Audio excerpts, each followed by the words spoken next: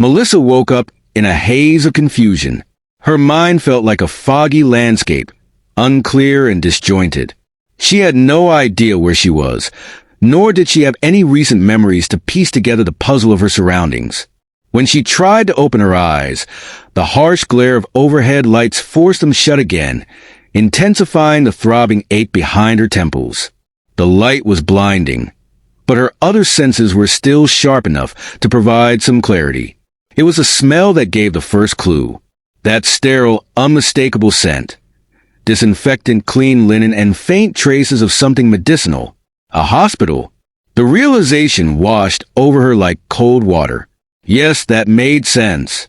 But why was she in a hospital? What had happened? As her nose brought clarity, her ears began to tune in next. The faint sound of music played softly in the background, a familiar tune. It was the opening theme to the nightly 7 p.m. news. Melissa never missed it. It was a ritual she and her husband shared, sitting side by side each evening to watch the broadcast together. The thought drifted into her consciousness gently at first, but soon the word stood out like a beacon. Husband. Yes, she had a husband. Even through the fog, the thought felt obvious, like an anchor tying her down. But as she grasped at the memory, something strange happened. When she tried to recall his name, her mind slipped away from it, as if rejecting the thought. It felt unnatural, like trying to hold on to water that effortlessly slid between her fingers. She pushed harder, chasing the elusive name around in her head. But each attempt ended in failure. It was like pouring water onto the smooth surface of a duck's back. No matter how much was poured, the duck remained perfectly dry. And then, suddenly, after much effort and frustration, the name appeared. Dave. The moment she thought of it, her mind recoiled violently. It felt as if the name burned her from the inside, and she dropped it immediately, as if holding on to a red-hot coal. She couldn't understand why the simple recollection of her husband's name felt so painful, so unwanted. Desperate to escape the unsettling sensation, Melissa focused back on the music that had originally woken her. It was gone now, replaced by the steady voice of the newsreader, eyes fluttering open for just a moment. She confirmed there was a television mounted on the hospital room wall. The image flickered faintly, but her focus remained on the words being spoken. We have received a DVD of his statement, but for legal reasons, we cannot broadcast it. However, we are permitted to read excerpts from the transcript. A warning. What follows may not be suitable for younger audiences. Melissa's heart gave a sudden jolt. There was something unnervingly personal about the way the words echoed in the room. Her pulse quickened as the newsreader continued. To my darling wife, the voice said solemnly, I hope my actions today answer your questions from 3 weeks ago. Can we get past this? Can you forgive me? My answer is no to both. Melissa's stomach twisted into knots. A sickly, creeping realization was beginning to bloom, but she tried to suppress it. The voice pressed on, cutting deeper with each word. To make finances simple, I have canceled our car and medical insurance. I have paid off all credit cards and closed the accounts. I have set up a trust, making my lawyer the trustee and sole beneficiary of my life insurance. I deposited the entirety of our bank accounts into that trust. Once everything is settled, he will distribute the remaining funds to the charities I have specified. Melissa's vision blurred, and her breathing grew shallow. I know this leaves our children with no inheritance, the voice continued. But they are grown. I have given them the best start in life, and I trust in their abilities to succeed.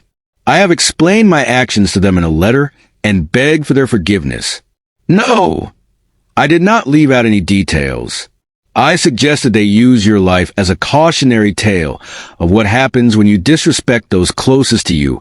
Melissa's skin turned cold. Her heart pounded relentlessly, echoing in her ears like a drum. This is my second to last lesson for them, the transcript revealed, the tone unforgiving and detached. I wish I could witness how your life will unfold from here, Melissa. How will you explain this to our children? To our friends? Tears welled in Melissa's eyes.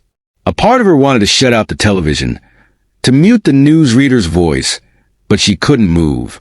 Her body felt glued to the bed. For the record, the voice declared, this is not the action of a man suffering from depression. Anyone who examines my actions will see they stem from rational thought. But even the sanest man can be pushed beyond his limits. Finding your wife in bed with another man can do that. But being asked to leave the room so the affair can continue? Well, that's enough to push anyone over the edge. Melissa's throat constricted. The room spun around her. The memories she had been desperately trying to avoid came rushing back like a dam breaking. The party, Dave's absence, the unexpected shaft hoist malfunction at the mine, which had canceled his shift early, the 9 couples, lifelong friends who gathered monthly for their rotating parties. This time, Susan and Carl had hosted. Melissa remembered how Dave had walked into the house that night, immediately asking for her. Some had shrugged in ignorance. Others hesitated. But Graham had inadvertently given her away. His nervous gaze had flicked upstairs. She remembered how Dave had stormed up the stairs despite their protests. How he had thrown open the bedroom door to find Carl, caught in the most compromising position imaginable. Melissa remembered locking eyes with Dave over Carl's shoulder, her breath ragged, lost in the moment of forbidden pleasure. And then, she remembered the words that had left her mouth, words she couldn't explain even now. "Go away," she had whispered. Dave had disappeared before either she or Carl could react. Back in the hospital room, Melissa's gaze returned to the television. To the media, Dave's letter concluded, "I suggest following my ex-wife and those involved. Document their lives. If their suffering is brutal enough, perhaps it will serve as a lesson for others." Melissa's heart shattered. Silence engulfed her. In the hushed whispers of society's corridors, a new chapter of matrimonial discourse unfolds, painted with the colors of loss, betrayal, and the quest for understanding. The passage of time has brought us to a place where the echoes of past decisions beg for reevaluation, where the sanctity of marriage is juxtaposed against the stark reality of no-fault divorces. Once embraced with the best of intentions, the no-fault system now stands as a monument, both revered and reviled, calling for a fresh gaze under the light of contemporary consequences. Imagine, if you will, a world where the tender fabric of marriage is judged not only by love, but by the accountability of one's actions. For those blessed with the laughter of children, let the ease of no fault remain, a sanctuary for innocence. Yet, for those without, perhaps a return to the days of consequence, where infidelity bears a tangible cost, could breathe justice into the vows we hold dear. Picture a society where betrayal is not rewarded with the spoils of shared life, but where fidelity is honored and the scales of justice are balanced with wisdom and grace. Consider the turmoil of a soul who, after years of dedication and sacrifice, finds himself stripped bare by the harsh winds of betrayal. This is the plight of one who has given heart and soul to the sanctity of marriage, only to be left with the hollow echo of promises broken.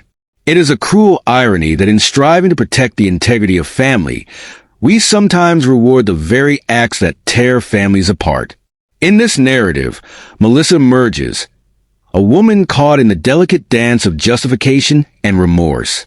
The past unfurls like a tapestry before her, a vivid reminder of decisions made in the throes of desire and duty. The party was a mere setting, a backdrop to the unfolding drama of human hearts. Dave's sudden disappearance left a void, a chasm of uncertainty that Melissa could not easily bridge. Her actions, though shrouded in the righteousness of intent, had consequences that rippled far beyond her control. Melissa's mind, ever the sanctuary of her own reasoning, crafted a defense as intricate as a spider's web. She spoke of duty, of friendships bound by secrets and silent agreements. In the wake of Susan's struggles, Melissa had felt a calling, a conviction that her actions were justified by the bonds of loyalty and love. Yet, as she stood before Dave, a man rendered silent by the weight of his own heartache, her justifications rang hollow. The days turned into weeks, each one a silent testament to the chasm that had grown between them. Dave, once vibrant and full of life, now moved through the shadows of their shared existence, like a ghost. Melissa clung to hope, believing that time would heal, that patience would restore what had been lost. Yet, deep down, she sensed the change, the flicker of something vital that had been extinguished. The world around them buzzed with speculation, friends and acquaintances alike drawn into the web of their unraveling marriage. Melissa, ever the diplomat, bent the truth to suit her narrative, weaving a story that both protected and condemned. But beneath the facade, doubts lingered, unspoken fears that whispered of the fragility of her carefully constructed world. And so, the cement mixer hummed on, a constant reminder of the life that continued to turn, even as the foundations of trust crumbled beneath them. The weight of unspoken words hung heavy in the air, a testament to the silent suffering that defined their days. In the end, it was not the justifications or the carefully crafted tales that would define their journey, but the simple truth that love, once broken, is not so easily mended. The pilot light of their shared dreams had flickered and died, leaving only the shadow of what once was and the faint hope of what might yet be. In the quiet town where social circles intertwined like vines on a trellis, Melissa found herself ensnared in a tangled web of emotions and clandestine liaisons.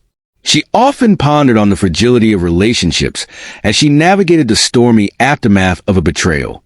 Dave, her husband, had been a stoic figure, seemingly unfazed by the turbulence that had disrupted their lives. Yet, Melissa knew better. She sensed the undercurrents of emotions that swirled beneath his calm exterior. Melissa had been a pillar of support for Carl, a man whose presence had become a comforting balm to her soul in the absence of affection from her husband. With Susan's tacit approval, she allowed herself to be lulled into a rhythm of clandestine meetings with Carl, each encounter a whisper of solace amid the chaos. But as the days turned to weeks, Melissa felt the weight of her actions pressing upon her conscience. The time came for Melissa and Dave to host their monthly gathering, an event that had become a hallmark of their social calendar. It was a tradition, a testament to their standing in the community, and a signal to their friends that life was continuing as normal despite the turmoil beneath the surface. Melissa was adamant that this party would serve as a declaration of their resilience, a way to quell the whispers that had begun to circulate among their acquaintances. Yet, as the evening approached, the fabric of their social tapestry began to unravel. Two couples, once oblivious to the undercurrents, declined the invitation, citing prior engagements. Melissa felt a sense of relief mixed with apprehension, knowing that fewer guests meant fewer potential eyes to catch the strain in her and Dave's relationship. As the night unfolded, Melissa observed with increasing unease the interactions between Dave and their remaining friends. She was a perceptive woman, and the subtleties of body language did not escape her keen gaze. Each conversation Dave engaged in seemed to sap the joy from the room, leaving behind an air of discomfort that was palpable. When yet another couple departed, suspicion gnawed at Melissa. She watched Dave approach Sandra and Bob with that same intense look, and when they too left shortly after, her patience wore thin. Anger, hot and fierce, surged within her. She stormed into the kitchen, determined to confront Dave about his behavior. Carl, ever the shadow in her life, followed her, ignoring her previous warnings to stay away from Dave.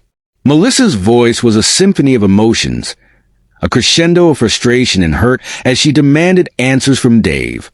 But his response chilled her to the bone, with a calmness that belied the gravity of his words. Dave spoke of retrieving a pistol from the basement and announced his intent to kill them both. Shock paralyzed Melissa for a moment before survival instincts kicked in. She urged Carl to flee with her, her voice a plea wrapped in desperation. Despite Carl's initial disbelief, Melissa's conviction swayed him. She knew what she'd seen in Dave's eyes. Those once gentle green, orbs now blackened with a monstrous intent. In a whirlwind of fear and adrenaline, they escaped the house, Melissa's mind a cacophony of fear and disbelief. As they reached the other side of the street, the world around them erupted in chaos. An explosion ripped through the air, a violent symphony of destruction that flung them to the ground. Melissa, propelled by instinct, dragged Carl beneath a nearby truck, shielding them from the debris that rained down like a wrathful storm. The aftermath was a blur. Consciousness ebbed and flowed, bringing with it haunting memories of Dave's last moments. In her mind's eye, she saw him at the window, a yellow box clutched in his hand, wires trailing like the tails of malevolent comets. Behind him, the faces of their friends were masks of terror, a tableau of impending doom. News of the explosion spread like wildfire. The media seized upon the tragedy with relentless fervor. The once bustling home of David Brown became the epicenter of a narrative that captivated the nation. Melissa, awash in a haze of pain and guilt, could scarcely comprehend the magnitude of what had transpired.